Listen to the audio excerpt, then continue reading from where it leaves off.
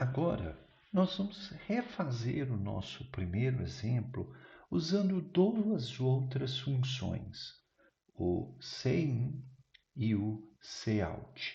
O sein possui uma função parecida com o scanf, ou seja, é uma função que nos permite obter dados digitados pelo usuário no teclado, por exemplo, e o cout nos permite mostrar mensagens no console. Então, o que efetivamente a gente vai fazer é reescrever o nosso código para usar essas duas outras funções. O sein e o cout são funções mais recentes nas bibliotecas do C do que o printf e o scanf. Eles realizam operações bem mais complexas, muito além de simplesmente ler informação do teclado e mostrar informação na tela. Mas a gente pode usar para eles para isso. A primeira providência que a gente vai ter que fazer é, como a gente não vai usar o printf e o scanf, eu não vou precisar da biblioteca stdio. Como eu vou usar o sein e o cout, eu vou ter que declarar a biblioteca que contém essas funções, que é a iostream.h. Aqui a gente tem um detalhe importante. Pode ser que durante a compilação do nosso novo código seja apresentada uma mensagem de erro nessa linha. Se isso acontecer, é porque na, na distribuição que a gente está usando do C, a biblioteca iostream não vai ter a extensão .h. Então, se a mensagem de erro aparecer, eu simplesmente tiro esse H aí do nome da biblioteca. Eu vou inclusive testar ela aqui com esse nome, sem o .h. Então, apenas iostream. Como essa biblioteca ela é um pouco mais complexa, ela tem junto a ela um índice, um roteiro, para que as funções sejam buscadas na estrutura principal da biblioteca. E aí, como eu posso precisar fazer referência às minhas funções utilizando esse índice, eu já vou incluir uma instrução para avisar em tempo de execução que essa verificação precisa ser feita, né? Aí, para isso, eu vou incluir uma instrução chamada using namespace. Eu estou falando, desculpa, using namespace. Eu estou avisando para usar os nomes que constam no índice std. É o nome dessa tabela de índice, o std. Aí, nosso programa em C obrigatoriamente tem que ter a função main. Então, ela vai estar declarada do mesmo jeito. Conforme a gente viu no outro vídeo, para eu armazenar as informações prestadas pelo usuário, eu vou ter que declarar as variáveis, ou seja, alocar espaço na memória, neste caso, para 3 números inteiros. Esses endereços de memória vão estar associados às variáveis num1, num2 e soma que eu acabo de criar.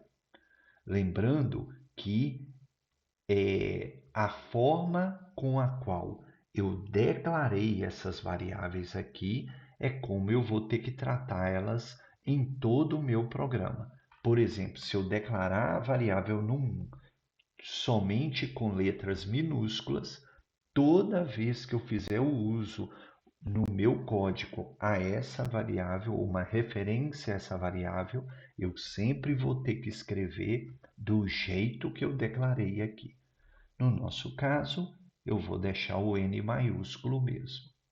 Bem, eu vou poder agora substituir o printf pelo cout. Então, em vez de eu usar o printf, eu vou usar uma função chamada cout. A sintaxe do cout ela é um pouco diferente. Eu posso, escrevo cout, que é o nome da minha função, tá? Aí eu tenho que colocar dois sinais de menor e a mensagem que eu quero mostrar na tela, ok? Então, se eu adotar a mesma postura para cada linha de comando de mensagem que eu vou mostrar na tela, eu usar uma instrução separada, eu vou ter que usar 3 couts. Um cout para pular 2 linhas, vou ter que usar um cout para imprimir a mensagem solicitando que o usuário informe o primeiro número. Neste caso, não tenho parênteses, né? Eu, depois dos dois sinais de menor, eu coloco a aspas, ou seja, a mensagem que eu quero que apareça na tela. E aí, eu preciso ler o que o usuário vai informar. Em vez do scanf, eu vou usar a instrução CIN. O CIN ele vem com 2 maior, né? E aí eu tenho que informar o nome da variável que vai receber o valor informado pelo usuário. Então, neste caso aqui, o CIN e o cout é um pouco mais simples a sintaxe do que o printf e o scanf. O CIN e o cout, mais à frente a gente vai ver, quando eu preciso formatar dados, ou seja, deixar os meus dados num formato pré-estabelecido, o printf e o scanf ele é mais fácil. Outra coisa também é que o CIN e o cout são funções que foram criados para obter e enviar mensagens muito mais complexas. Então, normalmente, na execução, elas vão apresentar um tempo maior para que sejam executados. Por isso que na maior parte dos programas que a gente vai realizar, a gente vai usar o printf e o scanf também por conta de serem funções mais leves, mais fáceis de executar e que vão precisar de menos recursos no computador. Mas a gente precisa ver como o CIN e o cout são usados, porque eventualmente algum código que vocês venham a obter na internet e que são mais recentes, eles certamente devem usar esses comandos aí. Para pedir o primeiro número, a gente usou o CIN e o cout, nós vamos ter que fazer a mesma coisa, né, para pedir o segundo número. Nós vamos mandar, opa, esqueci aqui de colocar o menor, vou pedir para pular 2 linhas, né? Aí eu vou usar o printf aqui e vou substituir por outro cout, tá? Vou pedir para informar o segundo número, tem que tirar o parênteses aqui do fim, e vou chegar e fazer o CIN, receber, né? Opa, o CIN é maior, receber o segundo número. E aí está pronta a sequência de instruções para pedir e armazenar o primeiro número inteiro que o usuário vai fornecer para a gente e as instruções, né, para pedir e armazenar o segundo número. A operação de soma é exatamente igual ao que a gente tinha comentado na primeira execução. Para mostrar a mensagem na tela, aí é o cout, né? A gente vai usar o cout, né, para fazer o código de pular 2 linhas. Vou substituir o código aqui também, né? E a gente vai agora fazer o Cout para imprimir na tela a soma dos dois números, né? O Cout, eu tenho que pôr o nome da variável. Então, se eu quero que apareça na tela, né, um número mais o outro igual, né? Então eu vou pedir para imprimir na tela o primeiro número. Aí eu quero que apareça na mensagem a ser impressa na tela, né, o mais, né, uma string mais. Aí eu vou colocar menor, menor, entre aspas duplas, vou pôr mais. Com isso, o meu Cout vai fazer o quê? O Cout vai gravar alguma coisa na tela, no console, o que? Ele primeiro vai imprimir o conteúdo da variável no 1, depois ele vai imprimir o mais, depois eu quero que ele imprima o segundo número, depois eu quero que ele imprima um igual, né? Então o igual é texto, eu tenho que pôr entre aspas duplas, e por fim eu quero que ele imprima na tela o valor do resultado, que é a soma, né? Aí é essa a sintaxe. Então ele vai imprimir o conteúdo da variável no 1, vai imprimir mais, vai imprimir o segundo número e vai imprimir o igual. Vocês podem ver que o igual e o mais, eu deixei um espaço branco antes do mais e do igual e um depois, para separar o que vai aparecer na tela. Por último, eu tenho que fazer só um cuidado. O Cout ele inicia um stream para mostrar a mensagem. E aí eu tenho que dar um comando. Na hora que eu terminar de mostrar tudo que eu preciso, eu encerrar esse stream. Por isso que depois, a última coisa, no último Cout, eu vou colocar um end, L minúsculo, avisando que, pronto, eu encerrei a mensagem que eu quero mostrar na tela. Com isso, a gente tem as nossas mensagens e o nosso código para serem executados no programa. Então, essa primeira parte aqui, ela diz respeito, né, à solicitação e gravação do primeiro inteiro. Depois a gente tem o código, né, em que a gente vai solicitar, né, e gravar o segundo inteiro.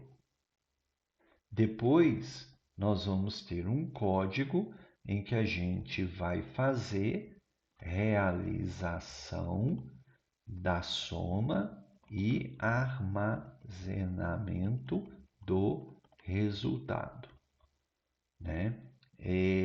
Depois, a última parte do nosso código, a gente vai estar apresentando uma mensagem com o resultado da soma, tá?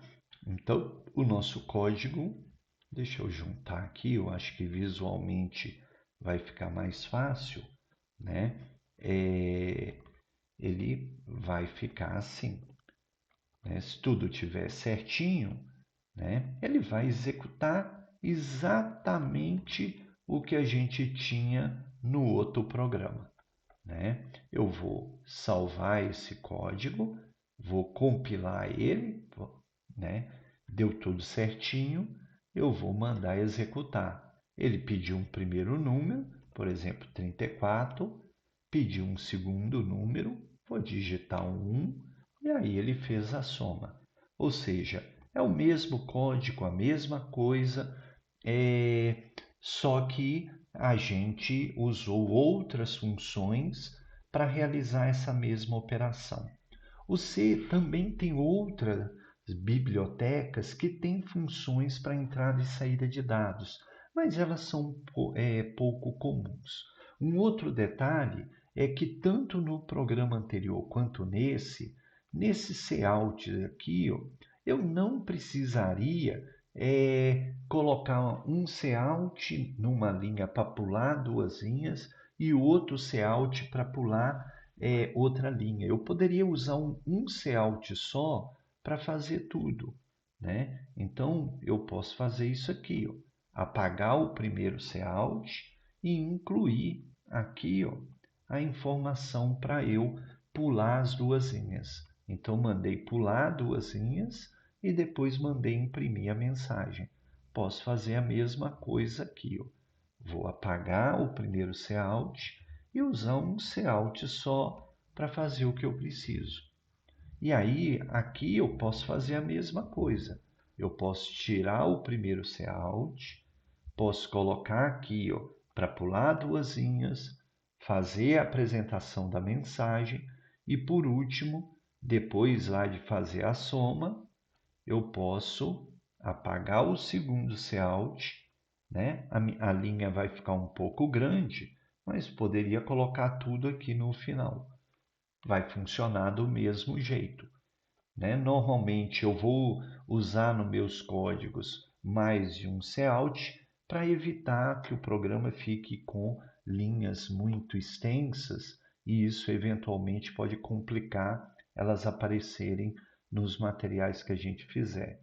Se eu fizer isso aqui, ó, eu vou ter a mesma coisa. Por exemplo, 2234 mais 789, e aí ele fez lá a soma do jeito que a gente precisava.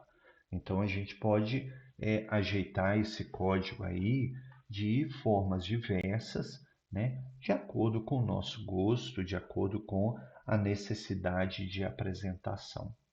Com isso, a gente vai encerrar esse vídeo com essa segunda versão, usando outras funções do nosso programa. Muito obrigado.